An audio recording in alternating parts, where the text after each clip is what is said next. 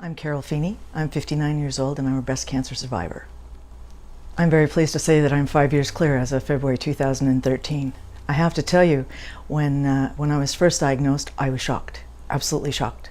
I was told that I was in the very low percentile, that there wasn't a lot of history of breast cancer in my family, and that my risk of having cancer was probably 95 to 5%. So you can imagine, but I've been going for my mammograms since I was 40, and I really recommend people do that. So anyway, I went for my tests, and they asked me if I could stay. I said fine, and I arranged my train, and next thing I know, they're doing biopsies. And I had thought that if there was any problem, it would be in my right breast, because I've always had fibers, and I thought, well, maybe that's all it's about. But they took 13 samples out of one and 11 out of the other. And I thought, well, this is getting pretty serious. I must be in trouble. But then I thought, no, I've always had fibers, and it's never been a big deal. So, and I'm in the low percentile, so take heart. So I went home on the train. I didn't think much of it. 2 weeks later, I got the call saying that we need you to come back for another to meet with a doctor. Again at St. Mike's, but a different doctor than I dealt with before. Anyway, so off I went, and I go in to see the doctor, and they tell me, you have breast cancer. Okay, well, what do we do now? And they said, well, we're going to try to get you in for surgery as soon as we can, and then we'll see how that goes. And once you've had the surgery, then we'll see where we go from there. Okay, and they were very good. I was tested in the middle of February, and I had my surgery the very first week of April, which is pretty quick, given our system and everything else. I had excellent care by everyone.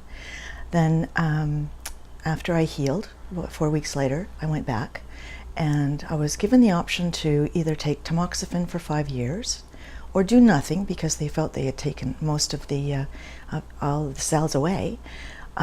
Or that I should probably go for radiation treatments.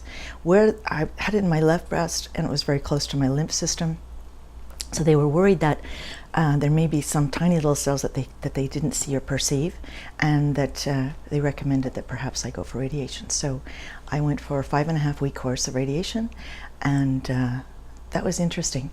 I needed to work while I did this. I'm a single person with a house, and I decided that I would go to the lodge in Kingston by Kingston General Hospital.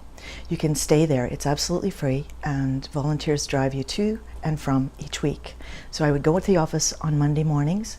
I would take the latest radiation treatment on Monday evening, and then I would take the first one on Friday morning and come back to work on Friday afternoon, so I could stay in touch with my office.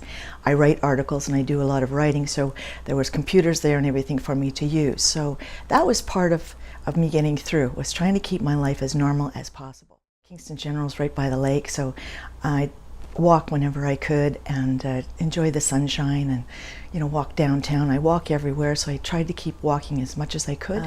What was interesting though about staying there was the fact that I was with all these other people that had all different types of cancer, men and women. And I looked around, and I felt so lucky, because I thought, I'm not nearly as sick as these other people. And we had a kitchen facility and that kind of thing. You brought your own food. So I ended up, when I wasn't working, to actually work in the kitchen, and I would cook for people, and I would meet them and talk to them and find out about their stories.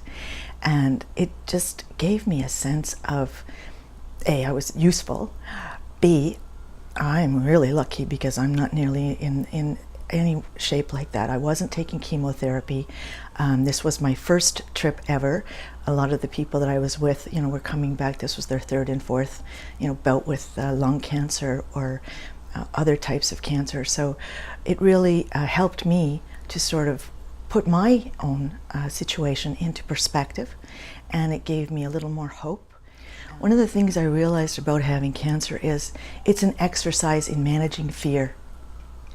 Not just your own fear, but the fear of all the people around you. I mean, it was hard enough hearing that I had breast cancer, but then to have to tell my family and friends, that was one of the hardest parts of the whole process, because you see it immediately. You see the fear, you see the anger, you see the questions, you see the sadness, because it's no one knows everything. Everything is different. So that being able to stay at the lodge and be with the people that, you know, were going through similar circumstances, I think was very, very beneficial to me. It also helped me when I came back into the office, or when I did interact with my family. I had different stories. I told them what I'd been doing that week. I was very fortunate. So I went back for my tests every year, and as I say, I'm a very proud cancer survivor, 5 years clear in February.